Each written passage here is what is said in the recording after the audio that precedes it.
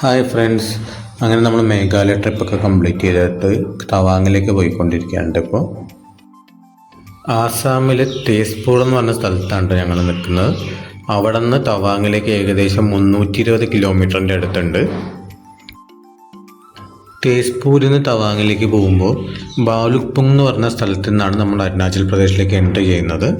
അപ്പോൾ അവിടെ നമ്മൾ എൻട്രി ചെയ്യുമ്പോൾ ഒരു ഇന്നർ ലൈൻ പെർമിറ്റ് എന്ന് പറഞ്ഞിട്ടുള്ള പെർമിറ്റ് നമ്മൾ എടുക്കേണ്ടതായിട്ടുണ്ട്. ഗൂഗിളിൽ ഇന്നർ ലൈൻ പെർമിറ്റ് അരുണാചൽ പ്രദേശിന് അടിച്ചു കൊടുത്താൽ തന്നെ അത് അപ്ലൈ ചെയ്യാനുള്ള വെബ്സൈറ്റ് കാണിക്കും.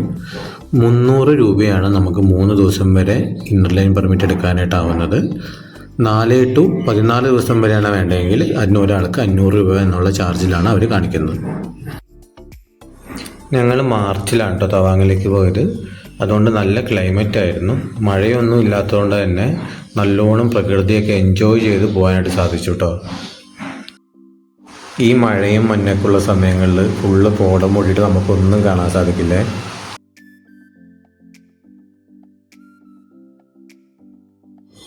അങ്ങനെ ബാലുപ്പൊങ്ങിന്ന് സെസ്സ എന്ന് പറഞ്ഞ സ്ഥലത്ത് എത്താറായിട്ടുണ്ട് നമ്മൾ.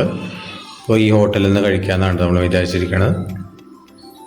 എൻ്റെ തൊട്ടടുത്ത് തന്നെ ഒരു അമ്പലമൊക്കെ ഉണ്ട്. നല്ല ഭംഗിയുള്ള അമ്പലങ്ങളാണ് ഇവിടെ എല്ലാം.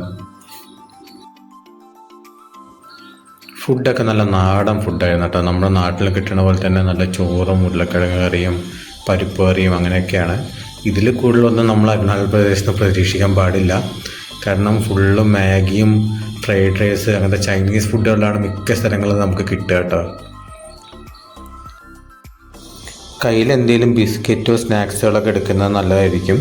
കാരണം എല്ലാവിടെയും ഹോട്ടലുകളിൽ ഉണ്ടാവണമെന്നില്ല കേട്ടോ. പിന്നെ ഹോട്ടലിൽ ഉണ്ടെങ്കിൽ തന്നെ ഞാൻ നേരത്തെ പറഞ്ഞ പോലെ മാഗിയോ ഫ്രൈഡ് റൈസ് അങ്ങനെയൊക്കെ ആയിരിക്കും. കുറച്ച് കടകളിൽ മാത്രം ഇതുപോലത്തെ ചോറും സാധനങ്ങളൊക്കെ കിട്ടുള്ളൂ. പിന്നെ ഞങ്ങൾ ഈ തവാങ് ട്രിപ്പിൽ നിന്നൊരു കാര്യം മനസ്സിലാക്കി കേട്ടോ. നമ്മൾ തവാങ്ങിലേക്ക് പോകുമ്പോൾ ഒരിക്കലും ഓടിപ്പിടിച്ച് പോകാനായിട്ട് നിൽക്കരുത്. നല്ലോണം ഈ ഭംഗിയൊക്കെ ആസ്വദിച്ച് പോകാനായിട്ട് ശ്രമിക്കുക. ശരിക്കും പറഞ്ഞാൽ അരുണാചൽ പ്രദേശിൻ്റെയും തവാങ്ങിൻ്റെയും ഭംഗി എന്ന് പറയണത് ഈ പ്രകൃതിയും ഈ റോഡുകളും ഈ ചുരവും ഇതൊക്കെയാണ് കേട്ടോ. അപ്പോൾ ഇതൊക്കെ നല്ലോണം എൻജോയ് ചെയ്തിട്ട് പോകാനായിട്ട് ശ്രമിക്കുക. പിന്നെ ഒറ്റ സ്ട്രെച്ചിൽ തേസ്പൂരിൽ നിന്ന് തവാങ്ങിലേക്ക് പോകാനല്ല കേട്ടോ ഞങ്ങൾ പ്ലാൻ ചെയ്തിരിക്കുന്നത്. അപ്പോൾ ദിരാങ്ങിൽ ഒരു ദിവസം സ്റ്റേ ചെയ്തിട്ട് പിറ്റേ ദിവസം തവാങ്ങിലേക്ക് പോകാനാണ് പ്ലാൻ ചെയ്തിരിക്കുന്നത്.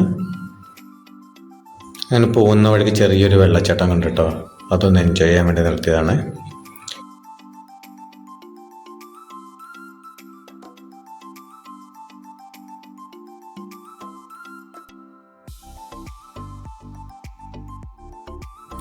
ഇതാണ് കേട്ടോ നെച്ചിപ്പൂ ടണൽ. ഇത് ക്രോസ് ചെയ്തിട്ടാണ് നമ്മൾ തവാങ്ങിലേക്ക് പോകുന്നത്.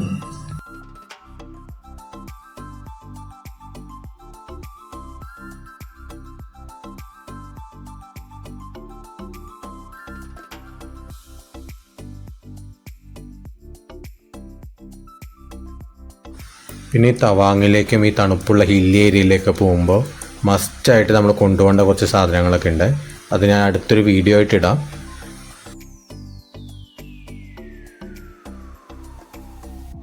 എപ്പോഴും റൈഡ് പോകുന്ന ആൾക്കാർക്ക് അതൊക്കെ അറിയുമായിരിക്കും കേട്ടോ.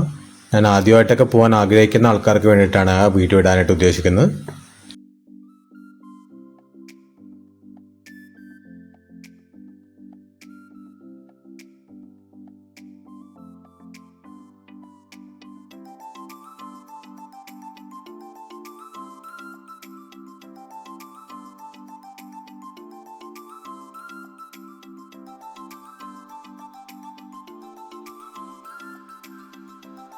ഇതുപോലത്തെ കുറേ അമ്പലങ്ങളൊക്കെ വഴിയിൽ കാണാൻ സാധിക്കും കേട്ടോ.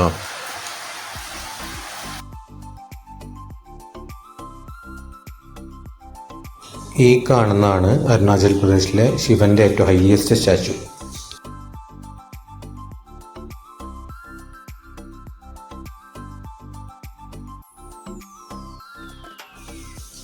അങ്ങനെ നമ്മൾ ബോംഡിലയിലേക്ക് എൻ്റർ ആയിട്ടുണ്ട്. തേസ്പൂരിൽ നിന്ന് തവാങ്ങിലേക്ക് പോകുമ്പോൾ പ്രധാനപ്പെട്ട 2 സ്ഥലങ്ങളാണ് കേട്ടോ. ഒന്ന് ബോംഡിലയും ഒന്ന് ദിരാങ്ങും. ബോംഡില കഴിഞ്ഞിട്ടാണ് ദിരാങ്ങ വരുന്നത്.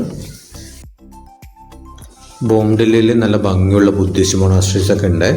കാണേണ്ടവർക്ക് അതൊക്കെ കണ്ടിട്ടൊക്കെ പോവാം.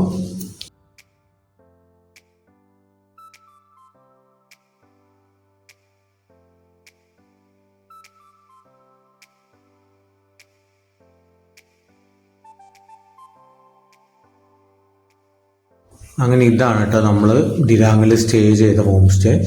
വിസ്റ്റ വാലി ഹോം സ്റ്റേ എന്നാണ് ഇതിൻ്റെ പേര്. 1600 രൂപയാണ് ഞങ്ങൾക്ക് ഇവിടെ ഒരു നൈറ്റിനായിട്ടായത്. ഇതാണ് നമ്മുടെ ഹോം സ്റ്റേ എന്നുള്ള വ്യൂ കേട്ടോ. കുറേ പൂക്കളൊക്കെ ഉണ്ട്, നല്ല ഭംഗിയുള്ള പൂക്കളൊക്കെ ഇവിടെ. റൂമെല്ലാം അത്യാവശ്യം നല്ല റൂമുകളായിരുന്നു.